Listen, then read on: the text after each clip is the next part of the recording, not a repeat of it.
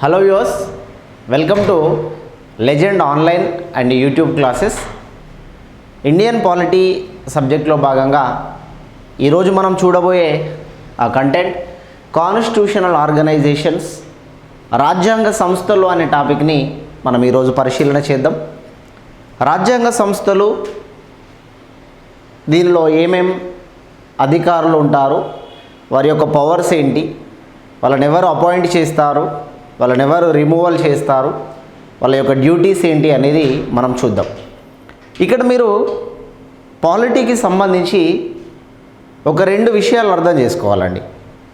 ఒకటి current polity, current data వచ్చినప్పుడు current పాలిటీగా convert అవుదాం. ఒకవేళ కరెంటు డాటా లేనటువంటి సమయంలో, అంటే కరెంటు పాలిటీ ప్రతిరోజు ఉండదు కదా, కరెంటు పాలిటీ లేనటువంటి సందర్భంలో ఇండియన్ కాన్స్టిట్యూషన్లోని కొన్ని ముఖ్యమైన అంశాలను తీసుకొని టాపిక్గా మనం దాన్ని తీసుకొని ఫార్వర్డ్ అవుదాం. ఎందుకంటే మనకి ఇది కూడా సబ్జెక్ట్లే కాబట్టి, దీనిలో నుండి కూడా మార్క్స్ వస్తాయి కాబట్టి, మనం ఏం మాట్లాడినా, ఏ డిస్కషన్ ఇక్కడ స్టార్ట్ చేసినా, ఏ అంశాన్ని మనం మొదలుపెట్టినా అది సబ్జెక్టుకి అనుకూలంగానే తీసుకుంటాం. కాబట్టి ఈరోజు మనం ఇండియన్ పాలిటీ సెషన్లో భాగంగా చూడబోయేటువంటి కంటెంట్ ఏంటంటే కాన్స్టిట్యూషనల్ ఆర్గనైజేషన్స్ అంటాం. అయితే రాజ్యాంగ సంస్థలు, తెలుగులో దీన్ని మనకి రాజ్యాంగ సంస్థలు, రాజ్యాంగేతర సంస్థలు, చట్టపరమైన సంస్థలు, ఈ మూడు రకాల అంశాలు ఉంటాయి. మీరు ఇక్కడ గుర్తుంచుకుంటే కాన్స్టిట్యూషనల్ ఆర్గనైజేషన్స్ రాజ్యాంగ సంస్థలు అంటాం, నాన్ కాన్స్టిట్యూషనల్ ఆర్గనైజేషన్స్ రాజ్యాంగేతర సంస్థలు అంటాం, స్టాట్యూటరీ బాడీస్ చట్టపరమైనటువంటి సంస్థలు అని అంటాం, చట్టపరమైన సంస్థలు. ఇక్కడ రాజ్యాంగ సంస్థలు, రాజ్యాంగేతర సంస్థలు, చట్టపరమైన సంస్థలని మనం సెషన్ మొత్తం 3 భాగాలుగా చేసుకోవచ్చు. ఈ 3 భాగాల్లో మనం ఒక్కొక్కటిగా ఫార్వర్డ్ అవుదాం. కానీ మూడింటిలో ఫస్ట్ మనం చూడబోయేది కాన్స్టిట్యూషనల్ ఆర్గనైజేషన్స్. ఈ క్రింది వానిలో కాన్స్టిట్యూషనల్ ఆర్గనైజేషన్ని గుర్తించండి, లేదా ఈ కింది వానిలో రాజ్యాంగేతర సంస్థలని గుర్తించండి, లేదా ఈ కింది వానిలో చట్టపరమైన సంస్థలని గుర్తించండి అని చెప్పేసి మనకి క్వశ్చన్స్ అడుగుతారు. అడిగినప్పుడు వీటిని ఎలా గుర్తించడం సార్ అంటే, రాజ్యాంగ సంస్థలు అనబడే ప్రతిదానికి తప్పకుండా మనకి ఆర్టికల్ అనేది ఉంటుంది. రాజ్యాంగ సంస్థలు అని చెప్పే ప్రతిదానికి ఆర్టికల్ ఉంటుంది. ఇప్పుడు మనం చెప్పబోయేటువంటి ప్రతిదానికి ఆర్టికల్ ఉంటుంది. వీళ్ళని నియమించేది రాష్ట్రపతి నియమిస్తాడు. అంటే ఇక్కడ ఆర్టికల్ కలిగి ఉండాలి, రాష్ట్రపతి ద్వారా నియమించబడాలి. అట్లాంటి సంస్థలు ఏవైతే ఉన్నాయో వాటన్నిటిని మనం రాజ్యాంగ సంస్థలు అని అంటాం. తర్వాత నాన్ కాన్స్టిట్యూషనల్ ఆర్గనైజేషన్స్, రాజ్యాంగేతర సంస్థలు అంటాం. రాజ్యాంగేతర సంస్థలకి ఆర్టికల్ అనేది ఉండదు. వీరిని నియమించేటువంటిది కేంద్ర ప్రభుత్వమే నియమిస్తుంది.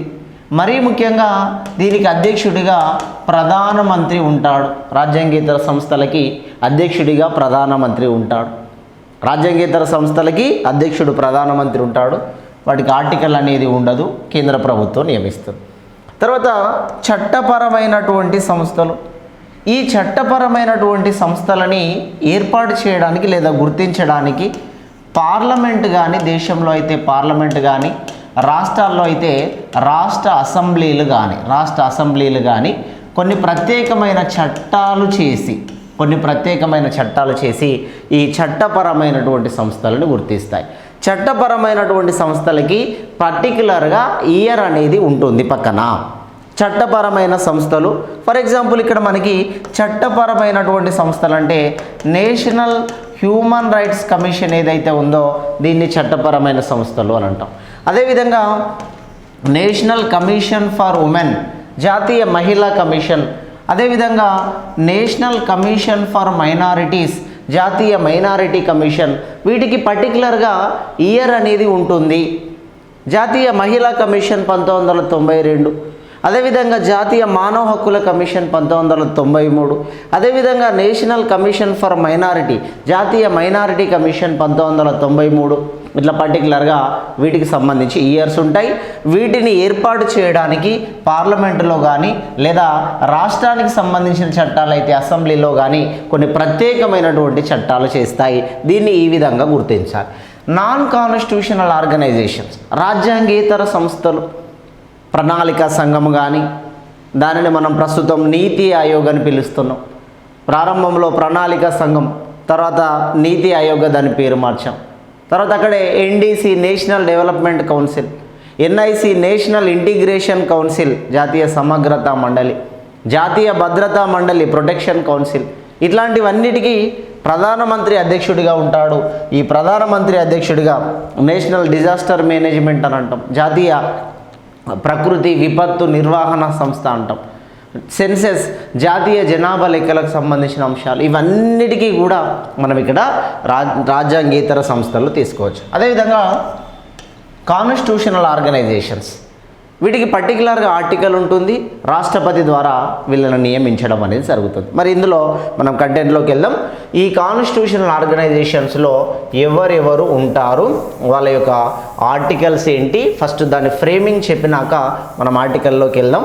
దీనిలో నుండి డెఫినెట్గా మనకి గ్రూప్స్ వర్షన్లో అయితే రాజ్యాంగ సంస్థలు, రాజ్యాంగేతర సంస్థలు, అదేవిధంగా చట్టపరమైన సంస్థలు, ఓవరాల్గా వీటన్నిటికి సంబంధించి ఒక 3 నుండి 5 మార్కులు రావడానికి తప్పకుండా అవకాశం ఉంటుంది. ఇది ఏపీ సైడ్ కానీ తెలంగాణ సైడ్ కానీ. ఏపీలో మీకు గ్రూప్ 2లో ఏదైతే మెయిన్స్ ఉంటుందో, ఇప్పుడు ప్రిలిమినరీ స్టేజ్లో అయితే పాలిటీ లేదు, కానీ ఏపీలో మెయిన్స్లో మళ్ళీ పాలిటీ అనేది ఉంటుంది కాబట్టి ఆ పాలిటీలో ఇదంతా కూడా మనకి ఉపయోగపడుతుంది. రైట్, కాన్స్టిట్యూషనల్ ఆర్గనైజేషన్స్, రాజ్యాంగ సంస్థలు ఏవైతే ఉన్నాయి అనేది ఒకసారి చూద్దాం మనం. ఫస్ట్ వన్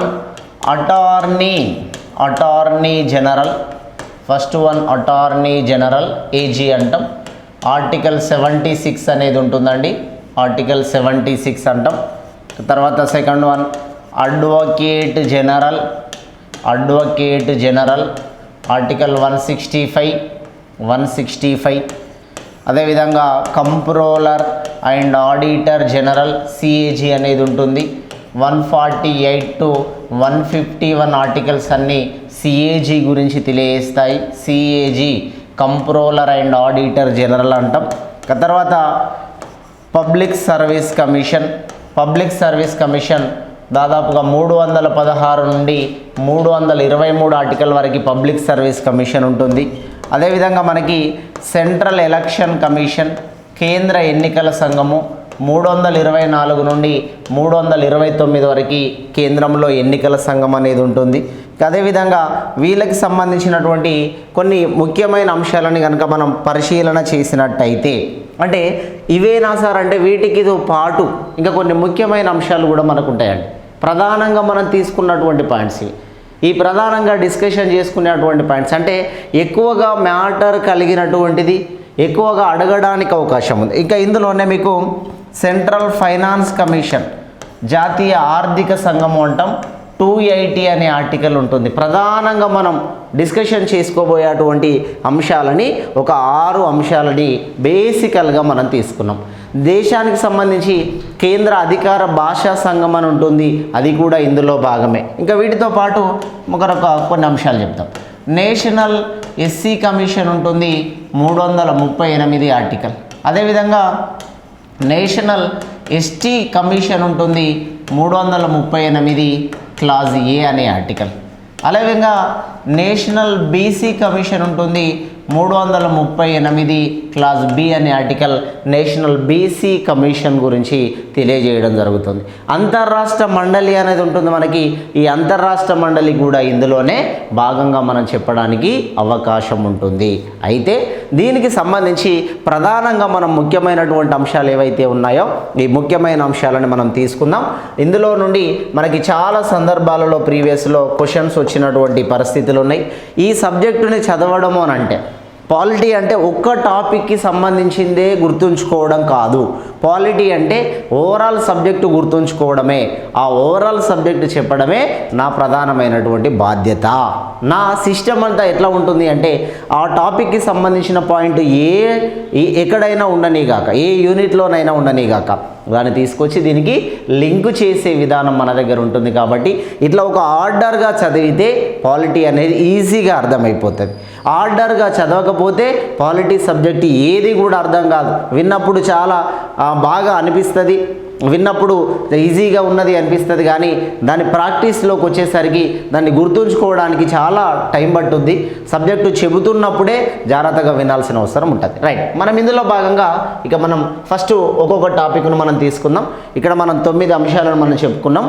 9 అంశాలలో ఒక్కొక్క అంశాన్ని తీసుకొని క్లాసును ఫార్వర్డ్ చేద్దాం. ఫస్ట్ టాపిక్ మనకి అటార్నీ జనరల్ అనే అంశాన్ని మనం ఇప్పుడు చూడబోతున్నాం. అటార్నీ జనరల్ ఫస్ట్ వన్ మనకి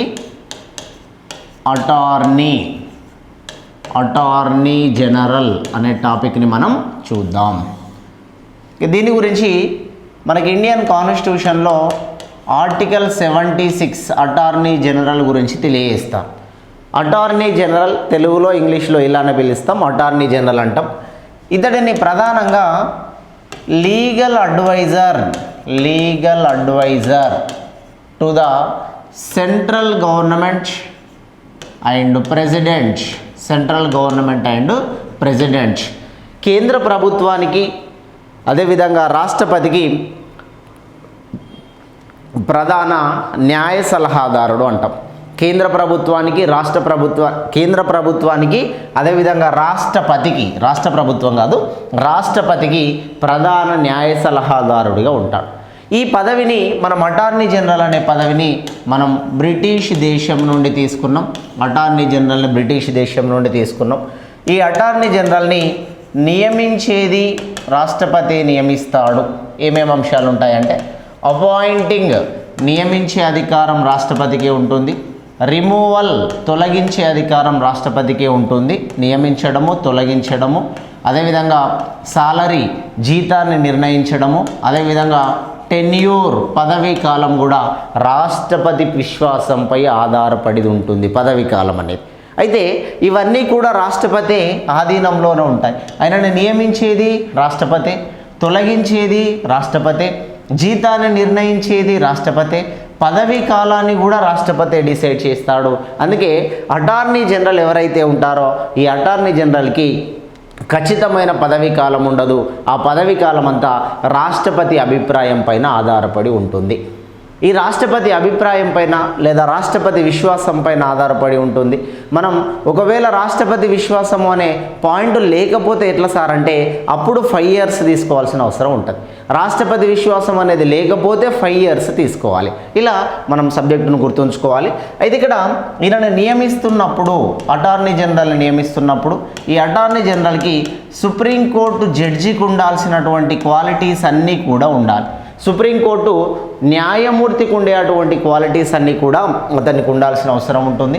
ఈయనని రిమూవల్ చేసే అటువంటి అధికారం రాష్ట్రపతికి ఉంటుంది. ఏ కారణం వల్లనైనా రిమూవల్ చేయవచ్చు. అయితే రిమూవల్ చేసే అటువంటి అధికారం పార్లమెంటుకి మాత్రం లేదు. రిమూవల్ చేసే అధికారం పార్లమెంటుకు లేదు. పార్లమెంటు తొలగించడానికి అవకాశం లేదు. పార్లమెంట్ ఈయన పైన తీర్మానాన్ని ప్రవేశపెట్టడానికి కూడా ఎట్లాంటి అవకాశం లేదు. సాలరీని కూడా సుప్రీంకోర్టు జడ్జితో సమానమైనటువంటి సాలరీని, సుప్రీంకోర్టు ఇతర న్యాయమూర్తితో సమానమైనటువంటి సాలరీని రాష్ట్రపతి నియమిస్తాడు. ఈ రాష్ట్రపతి నిర్ణయించినటువంటి సాలరీ ప్రకారం ఇప్పుడు ప్రస్తుతం అంటే సుప్రీంకోర్టు ప్రధాన న్యాయమూర్తికి 2,80,000, కానీ సుప్రీంకోర్టు సీనియర్ జడ్జికి 2,50,000 రూపాయలు ఈయనకి సాలరీ అనేది రావడం జరుగుతుంది. 2,50,000 రూపాయల సాలరీ వస్తుంది. ఈయనకి ఇన్కమ్ ట్యాక్స్ అనేది అప్లికేబుల్ అవుతుంది. ఇన్కమ్ ట్యాక్స్ పరిధిలోకే వస్తాడు. ఈయన తీసుకున్నటువంటి సాలరీ పైన అంటే ఒకవేళ ఏమన్నా అక్రమంగా సంపాదించినటువంటి ఆస్తులు ఏమన్నా ఉంటే ఆ ట్యాక్స్ అనేది విధించడం జరుగుతుంది. మరియు ఈయన సాలరీ ఏదైతే ఉంటుందో ఆ సాలరీ పైన కామన్ పీపుల్స్ ఎట్లా అయితే ట్యాక్స్ పే చేస్తారో, ఓ 1,00,000 రూపాయలు నెలకి సంపాదిస్తే ఇంత పర్సెంటేజ్ అని ట్యాక్స్ ఉంటుంది కదా, ఈయన కూడా ట్యాక్స్ పే చేస్తాడు. మరి సాలరీని మనకి ఇక్కడ సాలరీ ఏదైతే ఉందో ఈ సాలరీని సెకండ్ షెడ్యూల్ ప్రకారం సెకండ్ షెడ్యూల్ ప్రకారం సాలరీ చెల్లిస్తారు. ఈ సాలరీ అనేది కన్సోలిడేటెడ్ ఫండ్ అంటే కేంద్ర సంఘటిత నిధిలో నుండి ఈ సాలరీ అనేది చెల్లిస్తారు. కేంద్ర సంఘటిత నిధి నుండి సాలరీ చెల్లిస్తారు. సాలరీ అనేది 2వ షెడ్యూల్ నుండి ఇస్తారు. ఇన్కమ్ ట్యాక్స్ పరిధిలోకి వస్తాడు. నెలకు 2,50,000 సాలరీ తీసుకుంటాడు. సుప్రీంకోర్టు జడ్జితో సమానమైన సాలరీ అంటాం. సుప్రీంకోర్టు జడ్జి ఎవరైతే ఉన్నారో వాళ్ళకు ఉండాల్సినటువంటి క్వాలిటీస్ అన్నీ ఉండాలి. ఏ కారణం చేత తొలగిస్తారు అనేది పర్టికులర్ రీజన్ అనేది భారత రాజ్యాంగంలో రాసి పెట్టబడి లేదు. మరి ఈ అటార్నీ జనరల్ యొక్క డ్యూటీ ఏంటి? అసలు ఈయన ఏం చేస్తాడు దేశంలో? ఎప్పటికీ సలహాలు ఇచ్చుకుంటూ ఉండడమేనా? ఈ కేంద్రం తరఫున ఇంకేమైనా పని ఉంటుందా ఆయనకంటే? కేంద్రానికి సంబంధించిన సమస్యలు ఏదైనా ఉంటే ఏ కోర్టులోనైనా మాట్లాడే అధికారం కలిగి ఉంటాడు. కేంద్ర సమస్య వల్ల కేంద్రానికి సంబంధించిన సమస్య అయితే ఏ కోర్టులోనైనా మాట్లాడతాడు. అది సుప్రీంకోర్టే కావచ్చు, అన్ని హైకోర్టులు కావచ్చు, ఏ హైకోర్టులోనైనా అధికారికంగా మాట్లాడే అటువంటి అధికారాన్ని ఇతడు కలిగి ఉంటాడు. అయితే కేంద్రానికి సంబంధించినటువంటి పాయింట్స్ అన్నీ మాట్లాడుకునేటప్పుడే ఈయనకి ఆర్టికల్ 88 అనే మరొక అంశాన్ని మనం ఇక్కడ చూద్దాం. ఆర్టికల్ 88 ప్రకారం పార్లమెంట్ సెషన్స్ అంటాం. పార్లమెంట్ సమావేశాలలో పార్లమెంట్ సమావేశాలలో ఈయన పాల్గొనడానికి అవకాశం లేదు. పార్లమెంట్ సమావేశాల్లో పాల్గొంటాడు, అవకాశం లేదు కాదు. పార్లమెంట్ సమావేశాలలో పాల్గొంటాడు, నాట్ అనద్దు. పార్లమెంట్ సమావేశాలలో పాల్గొంటాడు, కానీ పార్లమెంట్ సమావేశాలలో ఓటు వినియోగించుకునే అధికారం ఇతనికి లేదు. పార్లమెంట్ సమావేశాలలో పాల్గొంటాడు, పార్లమెంట్ సమావేశాల్లో ప్రసంగిస్తాడు, పార్లమెంట్ సమావేశాల్లో సలహాలు సూచనలు ఇస్తాడు, కానీ పార్లమెంటు సమావేశాల్లో అందరు సభ్యులతో పాటు ఓటేసే అధికారం ఈయనకి లేదు. ఎందుకనగా అటార్నీ జనరల్ అనేటువంటి పర్సన్ ఇండియన్ కాన్స్టిట్యూషన్లో 5th పార్ట్ 5వ భాగంలో ఉంటాడు. 5వ భాగం ఏదైతే ఉందో అందులో పార్లమెంట్ ఉంటుంది. పార్లమెంటులో ఓటేసేది ఎవరండి అని అంటే పార్లమెంటు సభ్యులు మాత్రమే ఓటేయాలి. కానీ అటార్నీ జనరల్ పార్లమెంటు సభ్యుడు కాదు కాబట్టి ఈయనకు ఓటు వేసే అధికారం లేదు. కానీ పార్లమెంటు సమావేశాల్లో పాల్గొంటాడు, పార్లమెంటు సమావేశాలలో మాట్లాడతాడు, పార్లమెంటు సమావేశాలలో సలహాలు సూచనలు ఇస్తాడు, కానీ ఓటు హక్కు అనేది ఆయనకు అందులో యూజ్ చేసుకునే అధికారం లేదు. ఇక తర్వాత ఆర్టికల్ 143 ఏదైతే ఉందో ఆర్టికల్ 143 ప్రకారం ఈయన రాష్ట్రపతి, ఆర్టికల్ 143 ఏం చెప్తుందండి?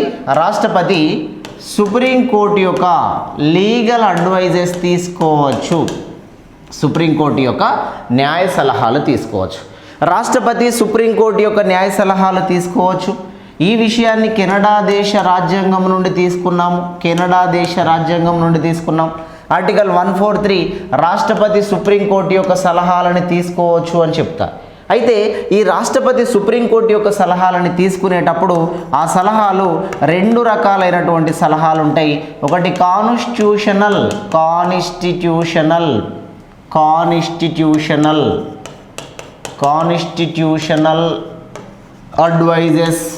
అడ్వైజెస్ రాజ్యాంగపరమైన సలహాలు. రెండోది బి అని రాస్తున్నాం. రెండోది మామూలుగా అయితే ఇది పరిపాలనా సలహాలు అంటాం. Administrative advises. ఒకటి రాజ్యాంగపరమైన సలహాలు, రెండోది పరిపాలనా సలహాలు అని రాష్ట్రపతి సుప్రీంకోర్టు యొక్క సలహాలని 2 రకాలుగా తీసుకోవచ్చు.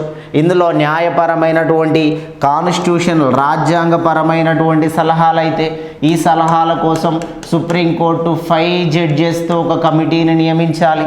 రాజ్యాంగ సలహాలు తప్పకుండా ఇవ్వాలి. రాజ్యాంగ సలహాలని రాష్ట్రపతి కూడా తప్పకుండా పాటించాలి. అదే పరిపాలన సలహాలు అయితే రాష్ట్రపతికి సలహాలు అడిగినప్పుడు 3 జడ్జెస్తో కమిటీ వేయాలి సుప్రీంకోర్టు. ఈ సలహాలని ఇవ్వచ్చు, ఇవ్వకపోవచ్చు. రాష్ట్రపతి కూడా ఈ సలహాలని పాటించవచ్చు, పాటించకపోవచ్చు. ఆప్షనల్ మాత్రమే. ఈయన అడిగిన అన్ని సలహాలను ఇవ్వాలని లేదు.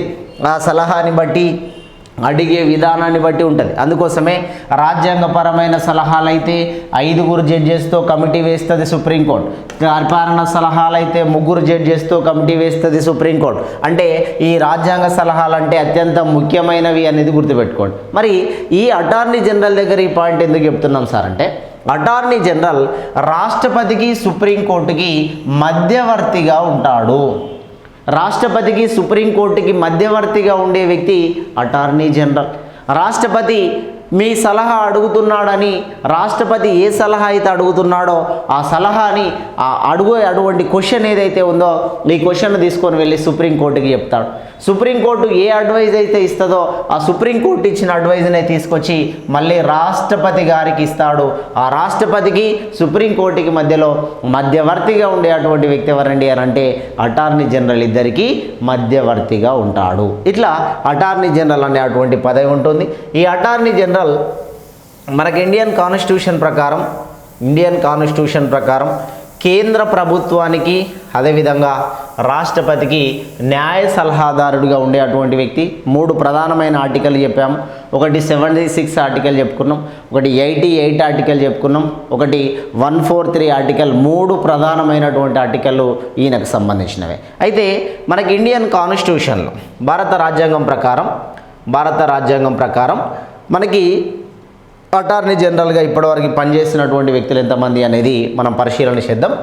భారత రాజ్యాంగం ప్రకారం మనకి first attorney general of India, భారతదేశానికి మొదటి అటార్నీ జనరల్గా ఎంసి సెతల్వాడ్, మొదటి అటార్నీ జనరల్గా ఎంసి సెతల్వాడ్ అనేటువంటి పర్సన్ని చెప్తాం. భారతదేశానికి ఈ ఎంసి సెతల్వాడ్ మొదటి అటార్నీ జనరల్. ఈ మొదటి అటార్నీ జనరల్గా ఉన్న ఎంసి సెతల్వాడ్ 1950 నుండి 1963 వరకు పదవిలో ఉన్నాడు. దాదాపుగా 13 సంవత్సరాల కాలం పాటు పదవిలో ఉన్నాడు.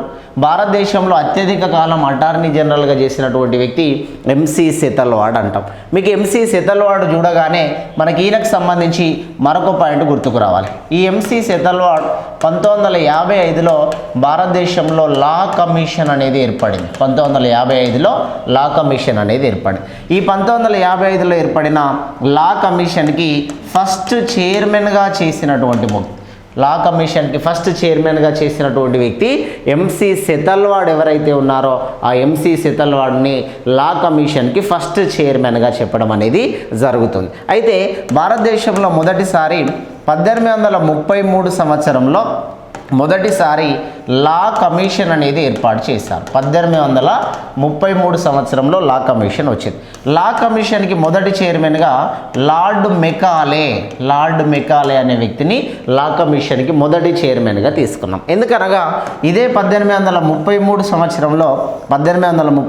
సంవత్సరంలో బెంగాల్ గవర్నర్ జనరల్ అనే ఆ స్టేటస్ని, ఆ హోదాని లేదా ఆయన యొక్క పేరుని భారతీయ గవర్నర్ జనరల్గా మార్చాం. బెంగాల్ గవర్నర్ జనరల్ అనే పేరుని భారతీయ గవర్నర్ జనరల్గా మార్చాం. ఈ భారతీయ గవర్నర్ జనరల్గా మొదటిసారిగా విలియం బెంటిక్ అనే పర్సన్ మొదటిసారి భారతదేశానికి భారత గవర్నర్ జనరల్గా నియమించబడ్డాడు. ఈ భారత గవర్నర్ జనరల్ అయినటువంటి విలియం బెంటిక్కి న్యాయపరమైన సలహాలు ఇవ్వడానికి లా కమిషన్ ఇస్తే లా కమిషన్ మొదటి చైర్మన్ లార్డ్ మెకాలే అయ్యాడు. ఇదంతా 1833 సంవత్సరంలో. ఈ 1833 సంవత్సరం తర్వాత భారతదేశంలో మొదటి లా కమిషన్ అనేది స్వతంత్ర భారతదేశంలో మొదటి లా కమిషన్ 1955. ఆ మొదటి లా కమిషన్కి చైర్మన్ కూడా ఎంసి సెతల్వాడ్ అనేటువంటి పర్సన్. అందుకోసమే ఈ పాయింట్ను మనం చెప్పడానికి అవకాశం ఉంది. అందుకోసం ఇక్కడ చూడండి 1950 నుండి 63 వరకు అటార్నీ జనరల్గా ఉన్నాడు. ఇదే పదవి నిర్వర్తిస్తున్నప్పుడే ఆయన లా కమిషన్కి చైర్మన్గా బాధ్యత వహించాడు. లా కమిషన్ అనగానే మీకు గుర్తుకు రావాలి, ప్రస్తుతం భారతదేశంలో 22వ లా కమిషన్ అనేది కొనసాగుతుంది. లా కమిషన్కి ప్రస్తుతం ఉన్నటువంటి చైర్మన్ రీతురాజ్ అవస్థి అనేటువంటి పర్సన్ ఎవరైతే ఉన్నారో లా కమిషన్కి ప్రస్తుత చైర్మన్. ఈ ప్రస్తుతం కొనసాగేదే లా కమిషన్ 22వ లా కమిషన్. 22 లా కమిషన్ చైర్మనే రీతురాజ్ అవస్థి. ఈ రీతురాజ్ అవస్థే కర్ణాటక రాష్ట్రానికి మాజీ ప్రధాన న్యాయమూర్తిగా, అంటే అక్కడ ప్రధాన న్యాయమూర్తిగా చేసి రిటైర్డ్ అయినటువంటి పర్సన్ రీతురాజ్ అవస్థి. అయితే మనకి ఈ దేశంలో ఎక్కువ కాలం అటార్నీ జనరల్గా పనిచేసిన వ్యక్తి అంటే మాత్రం మనకి ఎంసీ సెతల్వాడ్ అనేటువంటి పేరుని తీసుకోవాలి. ఒక పర్సన్కి సంబంధించిన డీటెయిల్ వచ్చినప్పుడు ఆ చుట్టూతో ఉండే అటువంటి ఏరియాని మనం గుర్తుంచుకోవాలి. ఇది తర్వాత రెండో పాయింట్గా మనం ఇక్కడ ఈయనకు సంబంధించినటువంటి దాంట్లో తక్కువ కాలము అటార్నీ జనరల్గా చేసినటువంటి వ్యక్తి. తక్కువ కాలము అటార్నీ జనరల్గా పనిచేసినటువంటి వ్యక్తి సోలీ సొరాబ్జీ అనే పర్సన్ ఉన్నాడండి. ఈయన 1989 నుండి 1990 వరకు ఓన్లీ 1 ఇయర్ కాలం పాటు, 1 సంవత్సర కాలం పాటు ఈ సోలీ సొరాబ్జీ అనేటువంటి పర్సన్ ఎవరైతే ఉన్నారో ఈ సోలీ సొరాబ్జీ మనకి భారతదేశంలో అతి తక్కువ కాలం అటార్నీ జనరల్గా పనిచేశాడు. అతి తక్కువ కాలం అంటే 1 సంవత్సర కాలం పాటు మాత్రమే సోలీ సొరాబ్జీ అటార్నీ జనరల్గా భారతదేశానికి పనిచేయడం జరిగింది. ప్రస్తుతం మనకి భారతదేశంలో 16వ అటార్నీ జనరల్. ఈ 16వ అటార్నీ జనరలే ఆర్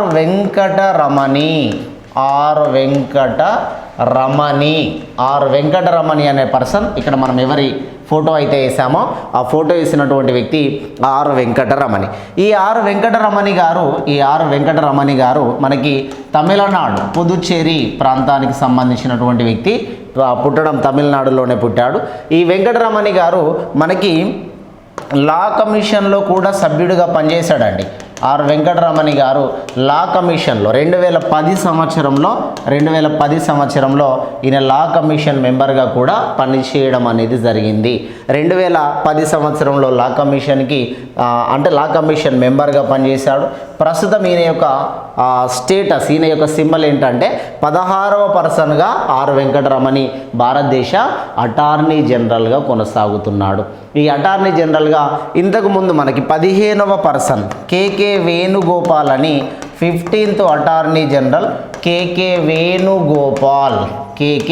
వేణుగోపాల్ అనే అటువంటి పర్సన్ భారతదేశానికి 15వ అటార్నీ జనరల్గా పనిచేశాడు. అయితే అటార్నీ జనరల్కి సలహాలు లేదా అటార్నీ జనరల్కి హెల్పర్గా, సహాయకుడిగా, హెల్పర్ అంటే సహాయకుడు అటార్నీ జనరల్కి సహాయకుడిగా మనకి ఇక్కడ సోలిసిటర్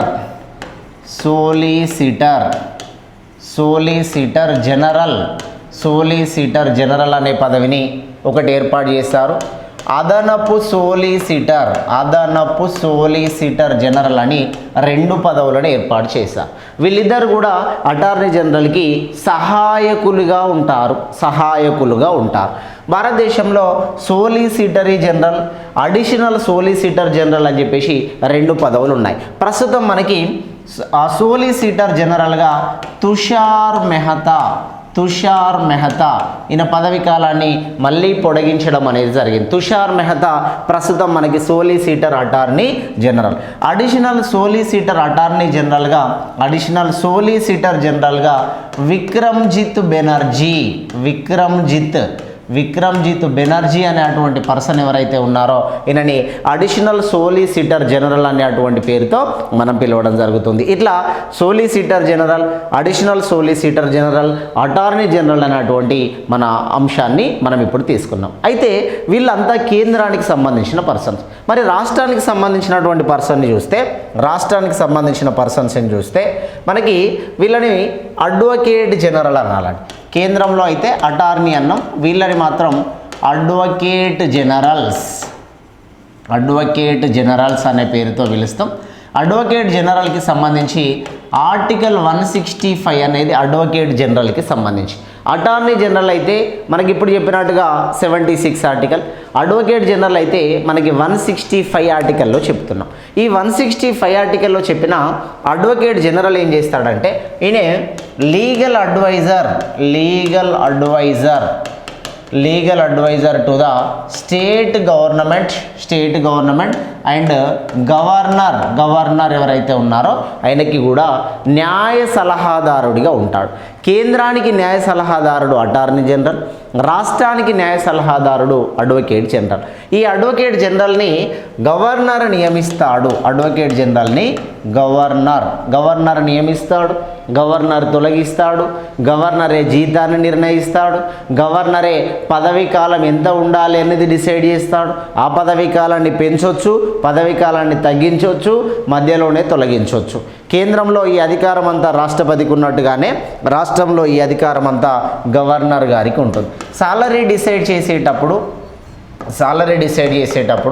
హైకోర్టు సీనియర్ జడ్జి ఎవరైతే ఉంటారో హైకోర్టు సీనియర్ జడ్జికి సంబంధించిన క్వాలిఫికేషన్స్ ఉండాలి. హైకోర్టు జడ్జికి సంబంధించినటువంటి అర్హతలు ఉండాలి. సాలరీ కూడా హైకోర్టు జడ్జీలకి సాలరీ ఎంతైతే ఇస్తారో ఈయనకి కూడా అంతే సాలరీ ఇస్తారు. సాలరీ 2,25,000 రూపాయల సాలరీ ఉంటుంది. ఈ 2,25,000ని స్టేట్ కన్సోలిడేటెడ్ ఫండ్ అంటాం. అంటే రాష్ట్ర సంఘటిత నిధి నుండి. నిధులు 2 రకాలు ఉంటాయి. ఒకటి కేంద్ర సంఘటిత, కేంద్ర ఆగంతుక, రాష్ట్ర సంఘటిత, రాష్ట్ర ఆగంతుక నిధి అని నిధులు 2 రకాలు ఉంటాయి. సంఘటిత నిధిలో నుండి జీతాన్ని ఇవ్వడం అనేది జరుగుతుంది. మరి ఈ అడ్వకేట్ జనరల్ అనేటువంటి పర్సన్ ఎవరైతే ఉన్నారో ఆర్టికల్ 177 ఏదైతే ఉందో దీని ప్రకారం ఈ అడ్వకేట్ జనరల్ స్టేట్ అసెంబ్లీ సమావేశాలలో పాల్గొంటాడు. రాష్ట్ర అసెంబ్లీ సమావేశాలలో పాల్గొంటాడు. అసెంబ్లీ సమావేశాలను ఉద్దేశించి మాట్లాడతాడు. అసెంబ్లీ సమావేశాలలో ఈయన అభిప్రాయాన్ని వాళ్ళతో చెప్పుకుంటాడు, వాళ్ళకి సలహాలు సూచనలు ఇస్తాడు. కానీ అసెంబ్లీలో ఓటు వేసే అధికారం లేదు. ఎందుకు ఓటు వేయట్లేదు సార్ అంటే ఈయన అసెంబ్లీలో సభ్యుడు కాదు, ఇటు ఎమ్మెల్సీ కాదు, ఎమ్మెల్యే కాదు, కాబట్టి ఓటు వేసే అధికారం లేదు. జస్ట్ ఈయన మాట్లాడడానికి మాత్రమే ఈయనకు అధికారం అనేది ఉంటుంది, సలహాలు ఇవ్వడానికి అధికారం ఉంటుంది. ఇదంతా కూడా మనకు అడ్వకేట్ జనరల్ అనే పేరుతో. ఇద్దరిని కామన్గా ఏజీ అని పిలుస్తున్నామండి, కన్ఫ్యూజ్ కావద్దు. ఆయననేమో అటార్నీ జనరల్, ఇతని అడ్వకేట్ జనరల్ అనే పేరుతో మనం పిలుస్తాం. అయితే మనకి తెలంగాణ, ఆంధ్రప్రదేశ్ ఇద్దరికి సంబంధించిన డాటా మనం చెప్పుకుంటున్నాం కాబట్టి తెలంగాణలో ప్రస్తుతం అటార్నీ జనరల్, ఆంధ్రప్రదేశ్లో ప్రస్తుతం మనకి అడ్వకేట్ జనరల్గా ఎవరెవరు ఉన్నారనే పేర్లని మనం పరిశీలనిద్దాం. 2014లో 2 రాష్ట్రాలు విడిపోయిన తర్వాత, ఆంధ్రప్రదేశ్ బైఫర్కేషన్ ప్రకారం 2 రాష్ట్రాలు విడిపోయిన తర్వాత తెలంగాణ రాష్ట్రానికి ఫస్ట్ పర్సన్ రామకృష్ణారెడ్డి ఫస్ట్ పర్సన్గా తెలంగాణ రాష్ట్రానికి ఫస్ట్ పర్సన్ రామకృష్ణారెడ్డి ఉన్నాడు. ఆ తెలంగాణకి ఫస్ట్ పర్సన్ రామకృష్ణారెడ్డి. తెలంగాణకి ప్రస్తుతం కొనసాగుతున్నటువంటి వ్యక్తి బండా శివానంద ప్రసాద్ అంటాం. బిఎస్ ప్రసాద్. ప్రస్తుతం తెలంగాణకి అడ్వకేట్ జనరల్గా కొనసాగుతున్న వ్యక్తి బండా శివానంద ప్రసాద్, బిఎస్ ప్రసాద్ అనే పేరుతో మనం పిలుస్తాం. ఇక్కడ ఈయన ఎవరైతే ఉన్నారో బిఎస్ ప్రసాద్ ఎవరైతే ఉన్నారో థర్డ్ పర్సన్. మధ్యలో ప్రకాష్ రెడ్డి అనే పర్సన్ ఒక ఆయనే మిడిల్లో చేస్తాడు. ప్రకాష్ రెడ్డి రెండో పర్సన్, రామకృష్ణారెడ్డి ఫస్ట్ పర్సన్, అదేవిధంగా బిఎస్ ప్రసాద్, బండా శివానంద ప్రసాద్ ఇక్కడ తెలంగాణ గవర్నమెంట్కి నియమించడం అనేది జరిగింది. ఇక ఆంధ్రప్రదేశ్ డాటా చూసినట్టయితే ఆంధ్రప్రదేశ్కి సంబంధించి ఫస్ట్ పర్సన్గా పి వేణుగోపాల్ అనే పర్సన్ పిలుస్తాం. ఈ వేణుగోపాల్ అనే పర్సన్ 2014 నుండి 2016 వరకు వేణుగోపాల్ అనేటువంటి పర్సనే ఆంధ్రప్రదేశ్కి కొనసాగినాడు. అయితే ఆంధ్రప్రదేశ్లో ప్రత్యేక ఆంధ్రప్రదేశ్ ఏర్పడిన తర్వాత ప్రస్తుతం అడ్వకేట్ జనరల్గా సుబ్రహ్మణ్యం శ్రీరామ్ అనేటువంటి పర్సన్ ఆంధ్రప్రదేశ్కి ప్రస్తుతం అడ్వకేట్ జనరల్గా కొనసాగుతున్నటువంటిది సుబ్రహ్మణ్యం శ్రీరామ్. తెలంగాణకి ప్రస్తుతం అడ్వకేట్ జనరల్గా కొనసాగుతున్నటువంటి వ్యక్తి మాత్రం బిఎస్ ప్రసాద్. భారతదేశానికి 16వ అటార్నీ జనరల్గా కొనసాగుతున్నటువంటి వ్యక్తి ఆర్ వెంకటరమణి. ఎక్కువ కాలం చేసినటువంటి వ్యక్తి మరియు ఫస్ట్ పర్సన్గా మనం ఎంసీ సెతల్వా అని చెప్పినాం. తక్కువ కాలం చేసినటువంటి వ్యక్తి సోలి సొరాబ్జీ అనేటువంటి పర్సన్ని మనం తీసుకోవడం జరిగింది. ఇట్లా మనకి అడ్వకేట్ జనరల్, అటార్నీ జనరల్ అని మనకి కాన్స్టిట్యూషనల్ ఆర్గనైజేషన్స్, రాజ్యాంగ సంస్థలు ఏవైతే ఉన్నాయో రాజ్యాంగ సంస్థల్లో ఒక్కొక్కటిగా ఇట్లా కంటెంట్ని బట్టి ఒక్కొక్క ఆర్టికల్ని చూసుకుంటూ ఫార్వర్డ్ అయిదాం. చూసిన ప్రతి వ్యక్తి మీ కామెంట్ని తెలియజేయాలి. అదేవిధంగా మీరు లైక్ చేస్తూ షేర్ చేయాలని కోరుకుంటున్నాను. Thank you very much.